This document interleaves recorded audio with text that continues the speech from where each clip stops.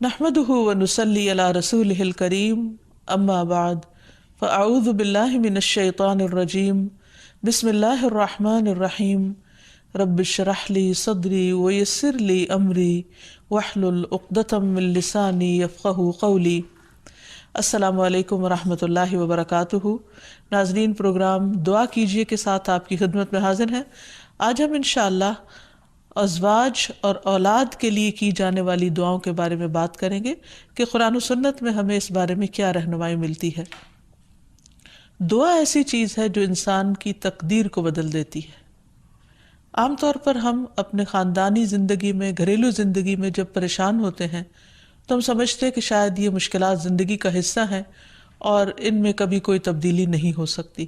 حالانکہ اللہ سبحانہ و تعالیٰ کے لیے کسی بھی چیز کو بدلنا کچھ بھی مشکل نہیں۔ بعض اوقات ہمیں شیطان یہ وسوسہ ڈالتا ہے کہ یہ چیز تمہاری تقدیر میں لکھ دی گئی تھی، اس لیے اب اس سے کوئی نجات کا راستہ نہیں۔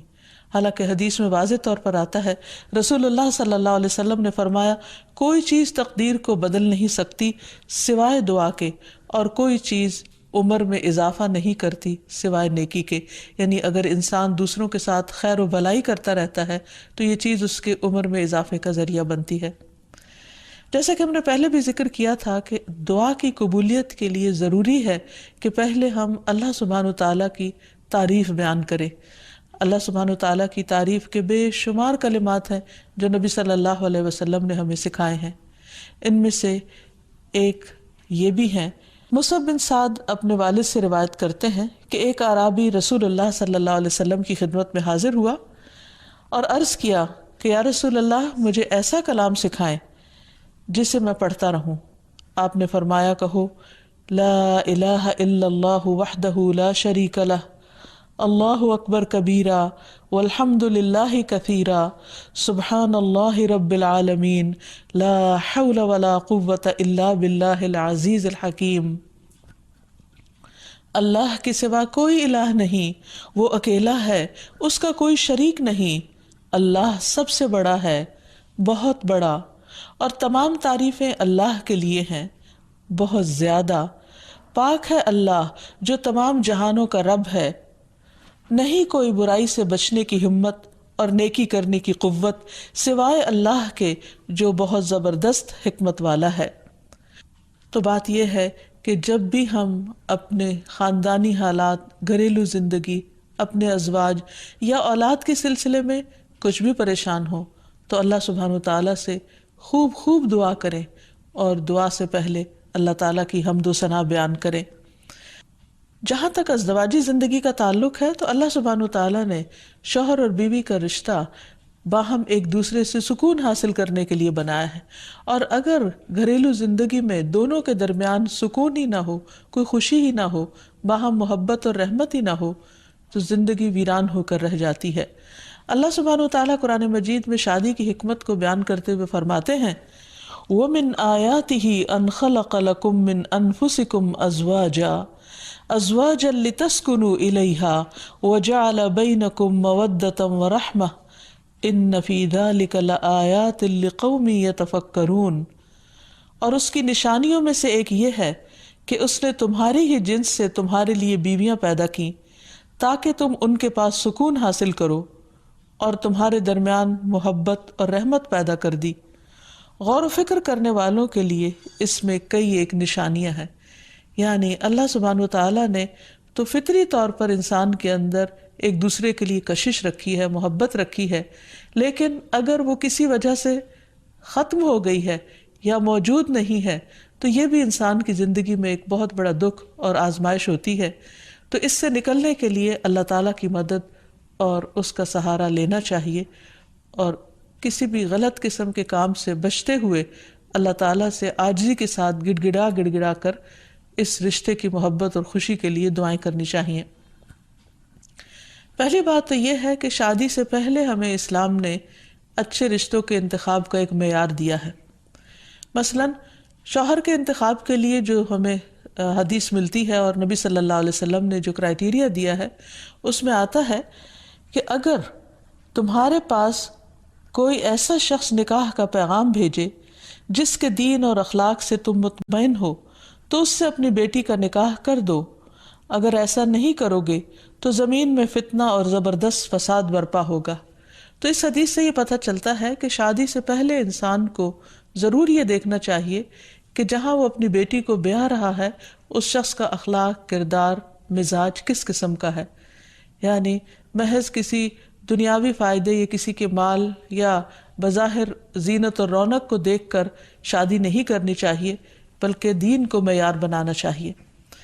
پھر اسی طرح لڑکی کے انتخاب میں بھی جو بات ہمیں بتائی گئی وہ یہی کہ لڑکی سے 4 چیزوں کی بنیاد پر شادی کی جاتی ہے، لیکن نبی صلی اللہ علیہ وسلم نے جو خاص طور پر تلقین کی وہ یہ ہے فَاظْفَرْ بِذَاتِ الدِّینِ تَرِبَتْ یَدَاک، کہ تم دین والی کا انتخاب کرو، تمہارا بھلا ہو، یعنی لڑکی بھی نیک ہو، اللہ تعالیٰ سے ڈرنے والی ہو۔ اسی لیے ہم دیکھتے ہیں کہ خطبہ نکاح کے اندر اللہ سبحانہ وتعالیٰ 3 آیات میں 4 دفعہ اللہ کے تقوی کا حکم دیتے ہیں، کیونکہ جب تک انسان اللہ تعالیٰ سے نہیں ڈرتا اس وقت تک انسان انسانوں کے حقوق صحیح طور پر ادا نہیں کر سکتا۔ ایک اور حدیث میں بھی نبی صلی اللہ علیہ وسلم نے نیک عورت کو دنیا کی بہترین متاع قرار دیا، فرمایا دنیا فائدہ اٹھانے کی چیز ہے اور دنیا کی بہترین متاع نیک عورت ہے۔ یعنی کسی بھی مرد کی سب سے بڑی خوش قسمتی یہ ہو سکتی ہے کہ اسے جو شریک حیات ملے وہ نیک ہو، با اخلاق ہو اور خاندان کو بنانے والی ہو، رشتہ داریوں کو جوڑ کر رکھنے والی ہو۔ لہٰذا اس سلسلے میں اگر ہم نکاح سے پہلے ہی اللہ سبحانہ وتعالیٰ کے احکامات کو مد نظر رکھیں تو بہت سے مسائل سے بچ سکتے ہیں۔ رشتے کے انتخاب کے بعد نکاح کرنے سے پہلے استخارہ کرنے کا بھی حکم دیا گیا۔ استخارہ دراصل کیا ہے کہ انسان اللہ تعالیٰ سے خیر مانگتا ہے کہ یا رب اگر اس جوڑ میں بھلائی ہے، خیر و برکت ہے تو اس کام کو ہمارے لیے آسان کر دے، اور اگر خیر و بھلائی کہیں اور ہے تو ہماری رہنمائی اس طرف کر دے۔ استخارے کی باقاعدہ دعا نبی صلی اللہ علیہ وسلم نے سکھائی ہے، اور صحابہ کہتے ہیں کہ آپ ہمیں قرآن کی سورت کی طرح یہ دعا سکھایا کرتے تھے۔ ہمیں بھی اس دعا کو یاد کر لینا چاہیے، نہ صرف یہ کہ شادی اور نکاح بلکہ دیگر مواقع پر بھی جب انسان زندگی میں کوئی اہم فیصلے کرنے جا رہا ہو تو اس دعا کو ضرور پڑھ لے۔ پھر یہ کہ نکاح ہونے کے بعد بھی انسان خواہ بظاہر حالات درست بھی کیوں نہ ہوں، باہم ایک دوسرے کے ساتھ محبت اور ایک دوسرے کی خیر و بھلائی کی دعائیں مانگتا رہے۔ اس سلسلے میں جو ہمیں ایک بہترین دعا قرآن مجید میں سکھائی گئی ہے وہ ہے ربنا ہب لنا من ازواجنا وذریاتنا قرۃ اعین واجعلنا للمتقین اماما۔ اے ہمارے رب، ہمیں ہماری بیویوں اور اولادوں سے آنکھوں کی ٹھنڈک عطا فرما اور ہمیں متقین کا امام بنا، یعنی ہماری جو آئندہ نسل ہو یا جو ہماری آئندہ جنریشنز ہوں وہ نیک ہوں، خدا خوفی رکھنے والی ہوں۔ اور یہ کہ ہمیں اپنے ازواج سے اور اولاد سے آنکھوں کی ٹھنڈک دے، یعنی خوشی عطا کر کے ہم جب ان کو دیکھیں اور ان کی زندگی میں ان کو پھلتا پھولتا دیکھیں اور خوش دیکھیں تو ان کی خوشیوں سے ہمیں خوشیاں نصیب فرما۔ اسی طرح رسول اللہ صلی اللہ علیہ وسلم نے ایک اور دعا بھی سکھائی ہے کہ جس میں برے ساتھی اور ایسے شوہر یا ایسی بیوی سے پناہ مانگی گئی ہے کہ جو انسان کو وقت سے پہلے بوڑھا کر دیں۔ حدیث میں آتا ہے اللہم انی اعوذ بک من جار السوء ومن زوج تشیبنی قبل المشیب۔ اے اللہ، میں تیری پناہ طلب کرتا ہوں برے پڑوسی سے اور ایسے ساتھی سے جو مجھے بڑھاپے سے پہلے بوڑھا کر دے، یعنی اس کے بد اخلاقی اور اس کے برے کردار یا اس کی طرف سے ملنے والی اذیتوں سے انسان اپنی صحت کو کھو دے یا اس کی جان کو روگ لگ جائے، تو ایسے صورت میں بھی دعا سکھائی گئی ہے اور اس کو پڑھتے رہنا چاہیے، کیونکہ شیطان کا سب سے پسندیدہ کام یہی ہے کہ وہ شوہر اور بیوی کے درمیان اختلاف پیدا کرے اور ان دونوں کو باہم ایک دوسرے سے جدا کرے یا ایک دوسرے کے لیے باعث اذیت بنا دے۔ ایک انسان کے پاس اگر دنیا بھر کی دولت بھی ہو اور اگر وہ انتہائی کامیاب انسان ہو لیکن اس کے گھر میں سکون نہ ہو، اس کے گھر میں خوشی نہ ہو، یا جو سب سے قریبی ساتھی ہے اس کے ساتھ اس کی نہ بنتی ہو، تو انسان کے لیے ایک بہت بڑی آزمائش ہے۔ تو اس لیے انسان کو ہمیشہ چوکنا رہنا چاہیے انسانی شیطانوں سے بھی اور جناتی شیطانوں سے بھی، کہ وہ اس رشتے کے اندر کسی قسم کا کوئی خلل پیدا کرے۔ اسی طرح ازواج کے علاوہ اولاد کے لیے بھی ہمیں قرآن و سنت میں دعائیں سکھائی گئی ہیں اور ان کا بھی اہتمام کرنا چاہیے۔ انسان اپنی زندگی میں اپنی بہترین کمائی اپنی اولاد ہی کو سمجھتا ہے، اور انسان اپنی زندگی کا بہترین سرمایہ اپنی اولاد پر خرچ کرتا ہے، اور اپنے بعد بھی ان کے لیے ہر طرح کی راحتیں اور نعمتیں چھوڑ کر جانا چاہتا ہے۔ لیکن اگر اولاد نیک ہو تو وہ والدین کے لیے صدقہ جاریہ بھی بنتی ہے، اور والدین کے خون پسینے کی کمائی کو ان کی زندگی میں اور ان کی زندگی کے بعد بہترین جگہوں پر استعمال کرتی ہے۔ لیکن اگر اولاد بگڑی ہوئی ہو تو زندگی میں بھی انسان کے لیے اذیت اور عذاب ہے، اور بعد میں بھی اس کے مال کو ضائع کرنے والی ہوتی ہے اور اس کے لیے بدنامی کا سبب بنتی ہے۔ اس لیے خصوصی طور پر اولاد کے لیے دعائیں کرتے رہنا چاہیے۔ نبی صلی اللہ علیہ وسلم نے فرمایا 3 قسم کے لوگوں کی دعائیں قبول ہوتی ہیں اور ان کی قبولیت میں کوئی شک و شبہ نہیں: مظلوم کی دعا، مسافر کی دعا، اور والد کی دعا اپنی اولاد کے لیے۔ یعنی جب باپ اپنے بچوں کے لیے دعا کرتا ہے تو وہ دعا بھی قبول ہوتی ہے۔ اسی طرح نبی صلی اللہ علیہ وسلم نے اس بات سے بھی منع کیا کہ کوئی اپنی اولاد کے خلاف دعا کرے یا اس کو بد دعا دے، کیونکہ وہ بھی قبول ہو جاتی ہے اور پھر انسان کے لیے پریشانی کا باعث بنتی ہے۔ اس سلسلے میں نبی صلی اللہ علیہ وسلم نے فرمایا اپنی اولاد کو بد دعا نہ دو، ایسا نہ ہو کہ وہ اللہ کی طرف سے قبولیت کی گھڑی ہو اور وہ تمہارے لیے قبول کر لے، اور اگر انسان کی ایسی دعا قبول ہو جائے تو پھر انسان کے لیے سخت پریشانی کا باعث ہو سکتی ہے یہ بات۔ پھر اسی طرح یہ ہے کہ اگر کسی کی اولاد نہ ہو تو اس کے لیے بھی دعا سکھائی گئی ہے، اور وہ دعا ابراہیم علیہ السلام کی دعا ہے، جس میں وہ کہتے ہیں رب ہب لی من الصالحین، اے میرے رب مجھے نیک اولاد عطا فرما، صالح لوگوں میں سے عطا فرما۔ فبشرناہ بغلام حلیم، تو ہم نے اسے ایک بردبار بیٹے کی بشارت دی، یعنی اللہ سبحانہ وتعالیٰ نے ان کی دعا سن لی، اور یہ دعا بہت عرصے کے بعد سنی گئی تھی لیکن بہرحال سن لی گئی۔ ابراہیم علیہ السلام اللہ کے دوست تھے اور مستجاب الدعوات تھے، ان کی دعائیں قبول ہوتی تھی۔ لیکن یہاں یہ بات بھی پتہ چلتی ہے کہ دعا کی قبولیت کا مطلب یہ نہیں کہ جس وقت انسان منہ سے کوئی بات نکالے اسی وقت پوری ہو جائے۔ اس کی پورے ہونے میں بعض اوقات کئی سال گزر سکتے ہیں، جیسے ہم دیکھتے ہیں یوسف علیہ السلام کے واقعے میں، ابراہیم علیہ السلام اور دیگر پیغمبروں کے سلسلے میں۔ اور پھر ہم اس بارے میں یہ بھی دیکھتے ہیں کہ جس طرح ابراہیم علیہ السلام کی دعائیں قبول ہوئی تو انہوں نے اپنے رب کا اس پر شکر بھی ادا کیا اور فرمایا الحمد للہ الذی وہب لی علی الکبر اسماعیل و اسحاق ان ربی لسمیع الدعاء، کہ اللہ کا شکر ہے جس نے مجھے بڑھاپے میں اسماعیل اور اسحاق جیسی اولاد دی، بلا شبہ میرا پروردگار دعائیں سننے والا ہے۔ اور حقیقت یہ ہے کہ اللہ تعالیٰ پیغمبروں کی بھی سنتا ہے اور پیغمبروں کے علاوہ باقی لوگوں کی بھی دعائیں سنتا ہے۔ اس لیے اولاد کی طرف سے کبھی بھی مایوس نہیں ہونا چاہیے، نہ ہونے کی شکل میں بھی اور ہونے کے بعد ان کی نیکی اور خیر اور بھلائی کے سلسلے میں بھی۔ اور اس میں ہم دیکھتے ہیں کہ زکریا علیہ السلام کی بھی اولاد نہیں تھی تو وہ بھی بڑھاپے تک مایوس نہیں ہوئے اور دعا مانگتے رہے، اور اس سلسلے میں آتا ہے کہ وہ جب دعا مانگتے تو کہتے رب ہب لی من لدنک ذریۃ طیبہ انک سمیع الدعاء، کہ اے میرے پروردگار مجھے اپنے پاس سے نیک اور پاکیزہ سیرت اولاد عطا فرما، تو ہی دعا کا سننے والا ہے۔ یعنی پیغمبر ہمیشہ صرف اولاد کی دعا نہیں کرتے بلکہ نیک اولاد کی دعا کرتے ہیں۔ اولاد کا ہونا اللہ سبحانہ وتعالیٰ کا ایک بہت بڑا انعام اور بندے پر بہت بڑا احسان ہے۔ اسی لیے ہم دیکھتے ہیں کہ اولاد انسان کے لیے اگر نیک ہو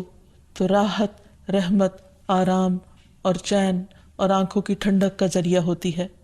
نبی صلی اللہ علیہ وسلم حضرت حسن اور حسین کو اپنے پھول کہا کرتے تھے کہ یہ دونوں میری دنیا کے پھول ہیں۔ ایک اور حدیث سے ہمیں پتہ چلتا ہے کہ اولاد انسان کی بہترین کمائی ہے۔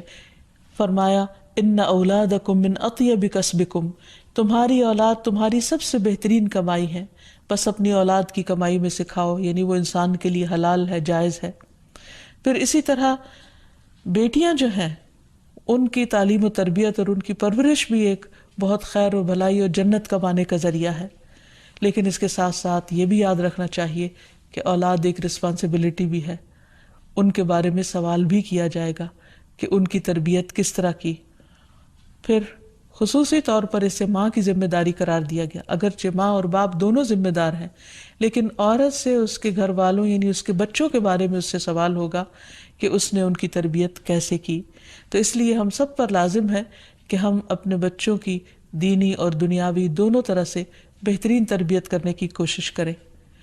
تو آخر میں ہم دیکھتے ہیں کہ جو دعائیں ہمیں خاص طور پر اولاد کے لیے مانگنی چاہیے وہ ان کی نیکی، تقوی اور اصلاح کی ہیں، پیدائش سے پہلے بھی اور بعد میں بھی۔ پیدائش سے پہلے رب ہب لی من الصالحین، کہ اے رب مجھے صالح اولاد عطا کر۔ پھر اسی طرح رب ہب لی من لدنک ذریۃ طیبہ انک سمیع الدعاء، اے میرے پروردگار مجھے اپنی طرف سے نیک اور پاکیزہ اولاد عطا فرما، بے شک تو ہی دعا کا سننے والا ہے۔ پھر اسی طرح اپنی اولاد کو شیطان مردود سے بچانے کی بھی دعا کرنی چاہیے، جیسے حضرت مریم علیہ السلام کی والدہ نے ان کی پیدائش کے وقت یہ دعا مانگی تھی، وَإِنِّي أُعِيذُهَا بِكَ وَذُرِّيَّتَهَا مِنَ الشَّيْطَانِ الرَّجِيمِ، اور بے شک میں اس کو اور اس کی اولاد کو شیطان مردود سے تیری پناہ میں دیتی ہوں۔ پھر اسی طرح ایسی اولاد مانگنی چاہیے کہ جو انسان کے لیگیسی کو آگے لے کر چل سکے اور اس کے علمی ورثے کو سنبھالنے والی ہو، جیسے زکریا علیہ السلام نے دعا کی تھی۔ پھر اسی طرح اولاد کے اللہ تعالیٰ کے راستے میں قبول ہونے کی بھی دعا کرنی چاہیے، جیسے حضرت مریم کی والدہ نے ان کے لیے دعا کی تھی کہ ربی انی نذرت لک ما فی بطنی محررا فتقبل منی، کہ اے میرے رب بے شک میں نے تیرے لیے اس کی نظر مانی ہے جو میرے پیٹ میں ہے کہ میں آزاد چھوڑ دوں گی، سو مجھ سے قبول فرما، بے شک تو سب کچھ سننے سب کچھ جاننے والا ہے۔ پھر اسی طرح اولاد کی دینی دنیاوی ضروریات پوری کرنے کی بھی دعا مانگنی چاہیے، جیسے ابراہیم علیہ السلام نے دعا کی تھی، ربنا انی اسکنت من ذریتی بواد غیر ذی زرع عند بیتک المحرم ربنا ليقيموا الصلاة فاجعل أفئدة من الناس تهوي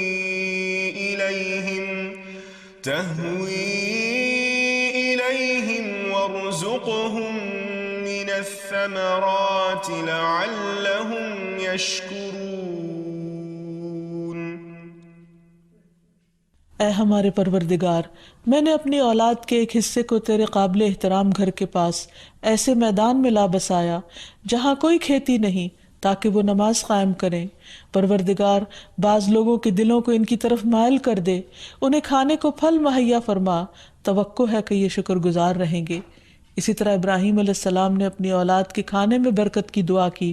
اللہم بارک لہم فی اللحم والماء، اے اللہ ان کے گوشت اور پانی میں برکت نازل فرما۔ پھر اسی طرح اولاد کی فرما برداری کی بھی دعا کرنی چاہیے، ربنا وجعلنا مسلمین لک ومن ذریتنا امۃ مسلمۃ لک وارنا مناسکنا وتب علینا انک انت التواب الرحیم۔